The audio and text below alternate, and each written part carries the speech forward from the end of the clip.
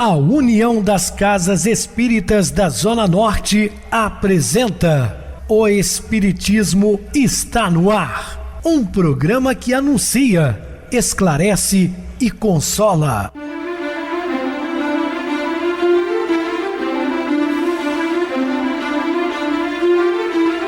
Não se turve vosso coração. Credes em Deus, credes também em mim. Na casa de meu pai há muitas moradas. Se assim não fora, eu vou-los teria dito, pois vou preparar-vos lugar. O Espiritismo está no ar. Sintonize esta frequência. Pare, pense na vida, faça perguntas.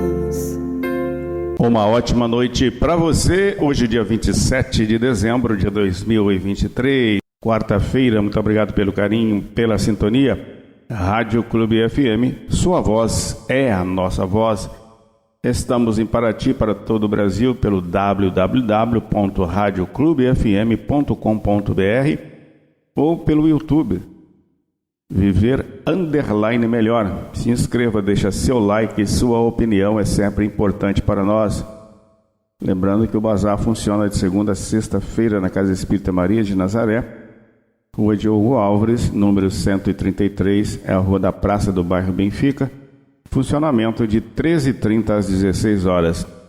Eu recebo carinhosamente no programa, depois de um bom tempo, minha querida filha Paloma. Uma boa noite, seja muito bem-vinda. Uma ótima noite, meu pai. É um prazer enorme recebê-los, aqui em casa, para comemorarmos festas de final de ano e juntos gravarmos o programa de hoje. Muito bem, Paloma, vamos falar sobre aquele fenômeno da partilha. Dúvidas? Entre em contato conosco, ligando para a Clube FM, que é 0 operadora 32 3211 5697.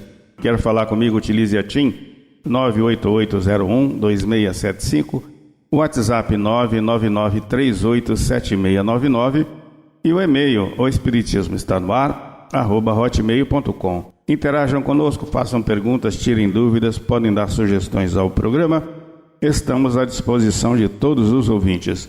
Vamos agora para aquele momento muito especial que é o nosso momento de oração. Sintonize esta frequência. O Espiritismo está no ar. Momento de oração.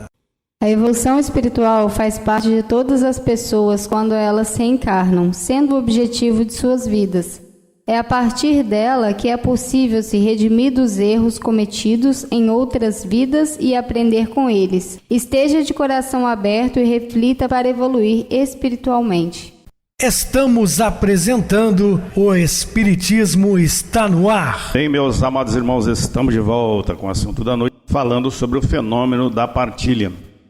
A Páscoa produz seus frutos. Quanto à presença de Jesus redivivo, abre o coração do cristão para o amor e a partilha. Este é, sem dúvida, o maior fenômeno que o Senhor realiza na vida dos discípulos. Jesus foi ensinando a lição da partilha amorosa ao longo de seu ministério. Ele mostra a multiplicação dos pães e insere-se nesse projeto de formação para o discipulado. Então Jesus, além de orientar, ele também vivenciava, de fato, sempre ensinando a partilha, a compartilhar com o próximo. Tudo começou com a preocupação de Jesus em relação à multidão faminta. Os discípulos foram envolvidos e desafiados a encontrar uma solução que atingisse a todos, e não apenas um pequeno grupo. Jesus foi informado de que um rapaz trazia consigo 5 pães e 2 peixes, e aceitava colocar esta pequena porção de alimento a serviço de todos. Então observem que nós encontramos já uma pessoa não conhecida e ele se predispôs a auxiliar. Por isso começou a distribuir os pães e peixes e todos comeram à saciedade, ou seja, todos ficaram satisfeitos. Cada qual procurava partilhar do seu pouco com os demais. Teria bastado uma pequena dose de egoísmo e de incapacidade de partilhar para que o fenômeno não acontecesse. Os primeiros cristãos logo compreenderam a exigência da partilha como dimensão necessária de sua fé. A celebração tornou-se símbolo deste projeto de vida. O Senhor que se dá aponta para a exigência de partilha com que se defronta a comunidade da fé. Portanto, nós devemos sempre compartilhar com os nossos irmãos, principalmente aqueles mais necessitados. As primeiras comunidades cristãs viriam-se às voltas com os seus problemas quando se puseram a dar testemunho da sobrevivência da alma, principalmente de Jesus. As dificuldades surgiam de todas as partes. Dentro da comunidade experimentava-se deserções, incredulidade e exigências absurdas de provas da sobrevivência de Jesus após a morte física. Então imagina se até hoje as pessoas têm dúvidas. Imagina então aquela época, muitos não acreditavam que Jesus teria sobrevivido à morte física e por isso debandavam. De fora provinham pressões por parte da comunidade judaica, preocupada com o que era proclamado e com os resultados disso na vida de muitas pessoas. Então o judaísmo não queria perder discípulos e eles se preocupavam com relação a isso. Os cristãos viviam como se estivessem no meio de um mar, dentro de uma pequena barca agitada por ondas violentas. Os discípulos não chegavam a ter plena consciência da presença do Mestre junto deles. Viam Jesus caminhar na direção deles, porém não o reconheceram e sentiram medo. Foi nas primeiras aparições de Jesus, as pessoas tiveram medo. Foi necessário que Jesus mesmo os exortasse a não temer. Afinal, ele estava junto de sua comunidade, especialmente nos momentos de tribulação e dificuldade. Perceber a presença do Senhor era penhor de segurança e certeza de não sucumbir. Embora a tempestade permanecesse, não podia haver dúvida de que a meta seria atingida. Essa tempestade, não só do mar, mas a tempestade no nosso dia a dia, dos nossos problemas que enfrentamos, não é? Então as tempestades que se abatem sobre a comunidade de fé não podem levar os discípulos de Jesus ao desespero. Ele sempre diz: estou aqui, não temam. Quem reconhece sua presença pode estar certo de que as vencerá. Então nós temos que ter fé inabalável. Jesus dirigia-se à comunidade cristã com uma saudação usual. Contudo, suas palavras não eram pura formalidade. A paz esteja convosco. Expressava uma expectativa real do Senhor em relação à comunidade que, tomada de dúvida e temor, estava agitada, sem conseguir deixar de perceber a transformação que vinha de dentro. O augúrio de paz era um apelo para a comunidade recuperar a tranquilidade, mas também para sair de si mesma e lançar-se na missão de testemunhar destemidamente sua própria fé. Quando Jesus saudava, isso enchia-os de fé para que eles pudessem propagar a sua mensagem. Ele evocava o Shalom hebraico, com toda a sua riqueza de conotação como eixo da vida de nova comunidade. Paz significa plenitude de vida, comunhão de bens, respeito e valorização dos demais, segurança e bem-estar. A comunidade cristã tinha como missão dar este testemunho de vida. Seria a maneira de provar de forma cabal a presença de Jesus no meio dela. Entretanto, para obter a paz oferecida por Jesus, a comunidade deveria aprofundar sua fé, enquanto persistisse suspeita a respeito do evento da sobrevivência do Cristo. Seria vítima de imobilismo e do fechamento. Pelo contrário, abrindo sua mente para compreender o que as Escrituras falaram do Senhor, seria possível experimentar a reviravolta que ele queria dar na vida de seus discípulos. Realmente, Jesus queria transformá-los e que eles pudessem propagar de fato os evangelhos, como propagaram mais tarde, não? As intenções das pessoas que procuravam o Cristo eram as mais variadas possíveis, como é até hoje, né? Uns procuram por problemas financeiros, outros problemas de doenças físicas, outros problemas de relações, enfim. Havia quem estivesse sintonizado com sua palavra e se deixava tocar por ela, mas havia também quem estava interessado em ser beneficiado por sua ação, sem se comprometer com ele com a profundidade requerida de um discípulo do reino. Muitos daqueles queriam apenas os bônus, mas não se preocupavam com os bônus. O poder maravilhoso do Mestre bastaria para livrá-los da fadiga de trabalho para obter o sustento com o próprio esforço. Na hora do aperto, bastaria recorrer a ele. Jesus questionou essa mentalidade. Sua missão primordial não era tanto a de oferecer o pão que perece, mas sim o que gera a vida eterna. O horizonte de Jesus superava o imediatismo das necessidades cotidianas. Então as pessoas queriam aquelas coisas imediáticas. E na verdade, não foi isso que o Cristo veio trazer à Terra. Veio nos ensinar, através das nossas lutas, dos nossos percalços, que podemos aprender a nos tornarmos criaturas melhores. Por sua vez, exigiu dos discípulos darem um enfoque correto à sua fé, quizá houvesse quem pensasse encontrar em Jesus um caminho fácil para resolver seus problemas. Bastaria invocá-lo e ele apresentaria para trazer soluções para tudo. Como se a gente, até nos dias de hoje, Senhor, resolva isso para mim. Quem resolve os problemas somos nós. Nós podemos ser sim e devemos ser sempre auxiliados por Jesus, pela espiritualidade maior, mas nos compete a resolver os nossos problemas. O interessante é você pedir força, para continuar na luta. A comunidade foi levada a ir purificando sua fé em Jesus, de forma a buscar nele a esperança dele, o que ele realmente tinha para oferecer. Então, Cristo disse-nos que vinde a mim todos vós cansados e oprimidos, que eu vos aliviarei. Ainda fala que o seu jugo é suave e seu fardo é leve. Jesus viu-se continuamente às voltas com pessoas que lhes pediam milagres como pré-condição para acreditar em suas palavras. Ele se recusava a ceder a esse capricho de seus interlocutores, procurando levá-los a crer nele, motivados apenas pela convicção da veracidade de suas palavras. A fé, nesse caso, dependia da empatia entre Jesus e seus ouvintes. Ou havia simplicidade e confiança por parte de quem ouvia Jesus, de forma a assumir o projeto de vida que ele apresentava, ou se fazia as palavras de Jesus dependerem da comprovação de um milagre que, não acontecendo, deixava sem efeito de sua pregação. A partilha generosa dos pães não foi suficiente para levar os suspeitosos à fé. Exigiam sempre mais, pediam obras sempre mais retumbantes. Solicitava-se das sempre novas provas da veracidade, da ressurreição e da presença viva e atuante no meio da comunidade. De novo, condicionava-se a fé à demonstração de poderes prodigiosos.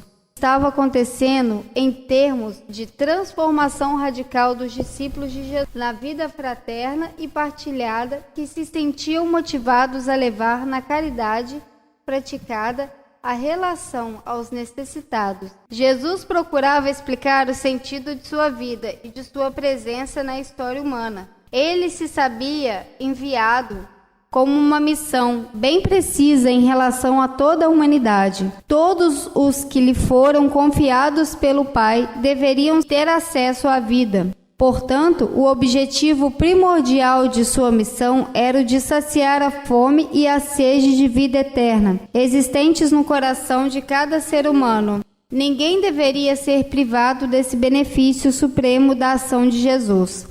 Despontou na existência de Jesus como prova de que ele, de fato, estava em condição de levar o bom termo à vontade do Pai. Se a caminhada de Jesus tivesse sido concluída com o fato de sua morte, seria difícil acreditar que dele pudesse nascer a vida. Mas como a verdade última de sua existência foi a ressurreição, Jesus pôde tornar-se fonte de vida para quem nele crê. A pessoa de fé está destinada a entrar no mesmo processo vivificador que o Pai reservou para Jesus. Assim, quem acolhe o Mestre na fé e dá a vida a mesma impostação que ele deu à sua, está destinado a ressurgir para a vida eterna. Acolhe a todos, sem exceção, com o desejo de comunicar-lhes vida. Tudo dependerá da coragem do ser humano em crer e permitir que a fé fermente o seu agir. A manifestação do amor do Pai em relação a Jesus. Este era o enviado que veio de junto de Deus, vê o Pai e o conhece, por isso pode revelá-lo. Portanto, a vida de Jesus está nas mãos do Pai. A vida dos discípulos de Jesus também está nas mãos do Pai. É este quem o instrui e o conduz para junto do Filho, para que tenham vida. Quem acolhe o Pai não tem dificuldade de acolher Jesus.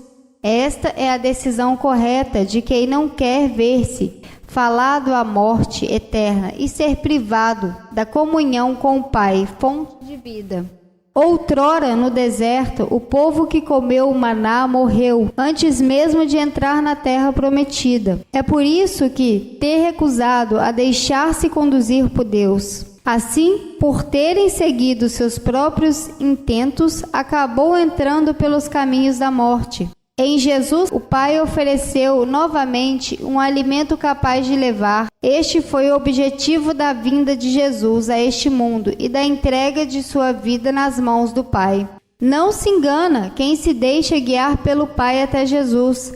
O Pai sabe perfeitamente onde é possível encontrar a vida que Ele deseja para cada ser humano. O evento de Jesus não foi aceito com tranquilidade, como se fosse algo evidente e inquestionável. Foram muitas as interrogações, as dúvidas e as suspeitas levantadas. Tudo isso era sequência dos contínuos questionamentos a quais Jesus fora submetido no decorrer de sua missão. Suas palavras foram mal entendidas e muitas vezes distorcidas por discípulos e adversários. Quando Jesus falou que daria sua carne como pão para a vida do mundo, muitos se perguntavam como seria possível tal coisa. As palavras do Mestre foram tomadas no seu sentido literal. Por isso, chegou-se a interpretação absurdas e inaceitáveis. Para entendê-las corretamente, era preciso situá-las no horizonte de Jesus e do Pai. Dado seu caráter de novidade e de superação dos esquemas humanos já conhecidos, exigiu um esforço grande por parte dos discípulos para ser entendida sem deturpações. Por que processo teria passado o corpo material de Jesus? Como se explica que Jesus continue junto da comunidade em comunhão com ela? Essas questões teriam ficado sem resposta suficiente se não tivessem sido respondidas a partir do horizonte de Jesus e do Pai. As palavras de Jesus soavam duras aos ouvidos de seus discípulos, por não entrarem nos esquemas já conhecidos, e mais, por esvaziá-los totalmente. De certa forma, Jesus escandalizava os discípulos por apresentar uma imagem não convencional de Deus e uma relação tão íntima com o Pai a ponto de dar a impressão de falta de respeito para com Deus. Na verdade, muitos ouviam o Mestre com suspeita e preconceito e não estavam dispostos a dar crédito às suas palavras. Essas, longe de atraí-los, acabavam por afastá-los cada vez mais. Jesus, porém, não adaptou suas mensagens ao gosto dos seus interlocutores e jamais teve a intenção de enganá-los.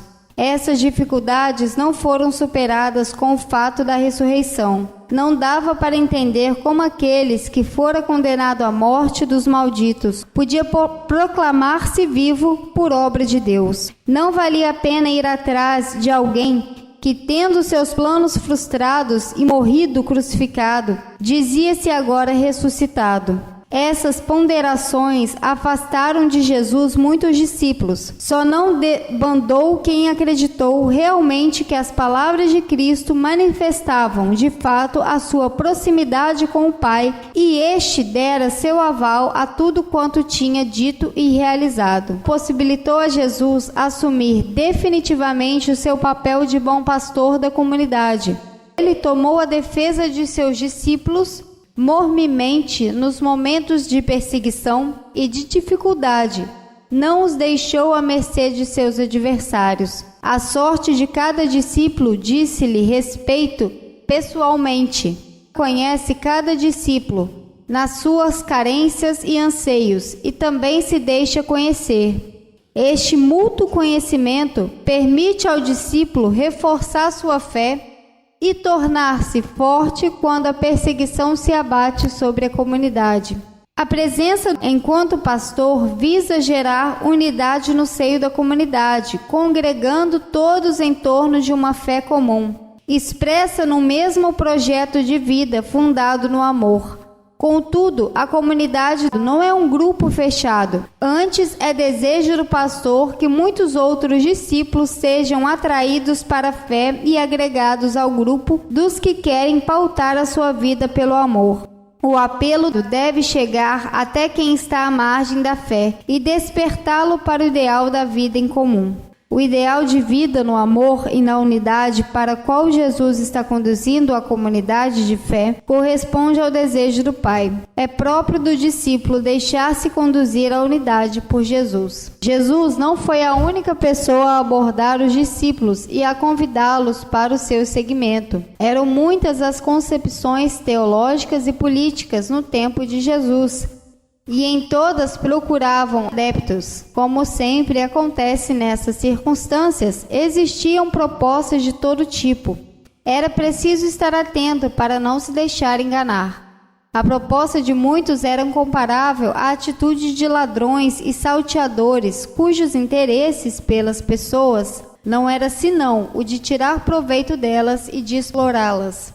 A atitude de Jesus, pelo contrário, fundava-se numa preocupação autêntica, guiar e proteger cada um de seus discípulos. O Mestre conhecia intimamente a todos eles. Não poupava quando se tratava de tomar a defesa deles. Seu grande desejo era quem tivesse vida e vida em abundância. Portanto, estava todo a seu serviço de seus seguidores. Confirmou as palavras de Jesus e lhe possibilitou tornar-se o bom pastor da comunidade, para além dos limites do tempo e do espaço. Mais do que nunca, ele podia comunicar a seus discípulos a vida plena recebida do Pai. Quem se predispusesse a segui-lo podia estar certo de que não haveria de se decepcionar. Jesus não era um estranho, era o filho por quem o Pai havia demonstrado um amor infinito aos anseios mais profundos de seus seguidores. Muito bem, Paloma, bem explicado. No programa de amanhã nós vamos falar sobre feliz quem compreende e pratica a palavra de Deus. Vamos agora para o intervalo musical, a seguir a nossa oração final.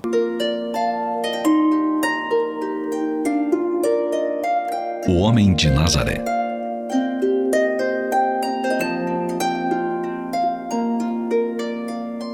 Vinte séculos já se escoaram no tempo.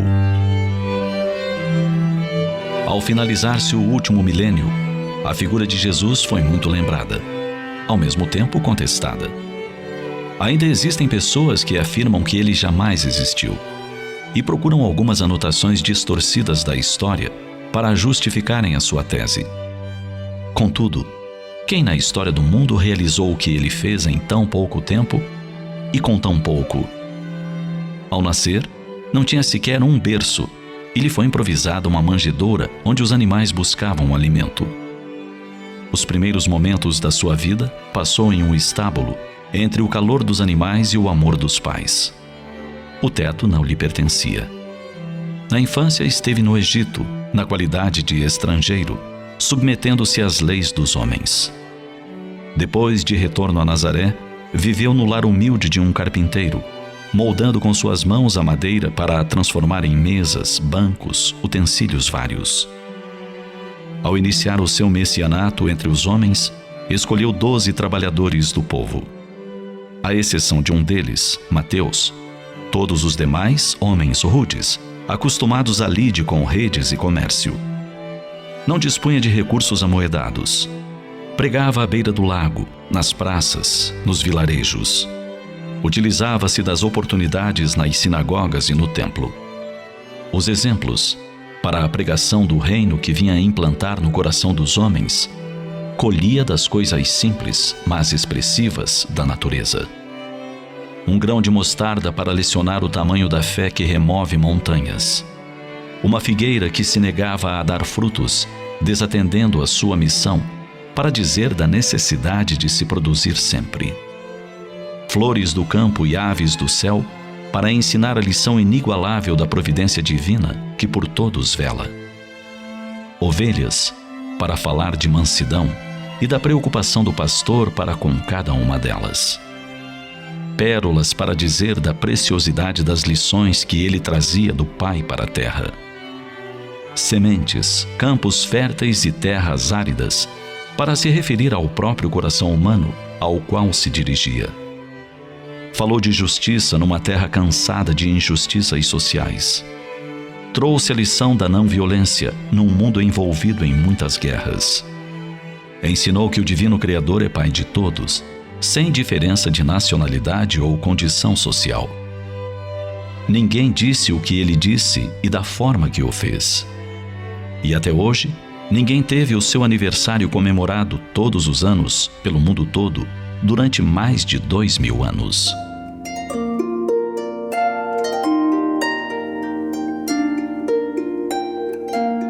Jesus é o mais notável ser da história da humanidade.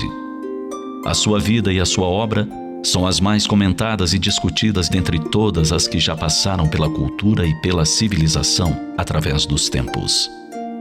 O seu testamento, o Evangelho, é o mais belo poema de esperanças e consolações de que se tem notícia.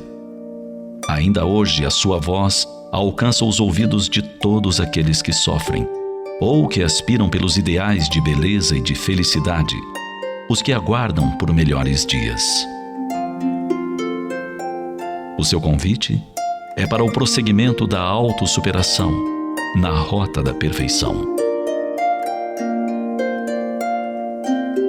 Sintonize esta frequência. O Espiritismo está no ar. Momento de oração. Queridos e amados irmãos em Cristo, preocupação na realidade significa ocupar-se de um problema antes que ele aconteça. Através de pesquisas populares, descobrimos que a cada 100 problemas com os quais nos preocupamos, apenas 99 nunca acontecem. E o que acontece tem uma intensidade bem menor do que fora imaginado. Cada fracasso é uma bênção disfarçada, pois nos dá sempre uma lição que de outra maneira talvez nunca aprendêssemos. Quase todos os fracassos são apenas derrotas temporárias. Nada tema se encontrar alguma oposição. Lembra-se de que o papagaio do êxito ergue-se geralmente contra o vento da adversidade e nunca com ele. Então, meus queridos irmãos, é nos momentos difíceis que aprendemos a nos superar. Nós temos muito mais coragem do que imaginamos. E sempre devemos contar com a espiritualidade amiga para nos intuir e muitas vezes nos dirigir. Que Deus nos abençoe. Muita paz a todos. Minha querida filha, suas despedidas. Uma ótima noite para todos, que Deus nos abençoe em nossa caminhada aqui na terra e que Jesus seja sempre o caminho. Boa noite, Paloma, muito obrigado pelo apoio aqui no programa. Boa noite também a todos os amados irmãos ouvintes do YouTube, internautas do Brasil, do exterior, nossos irmãos da Zona Norte e de Juiz de Fora que nos acompanham com a rádio local 87,9 Rádio Clube FM. Continue ligados ouvindo a nossa próxima atração, o programa Batidão com o DJ Tico, a seguir na voz de Ailton Moreno, Encontro Central. Boa noite a todos e até amanhã, se Deus quiser.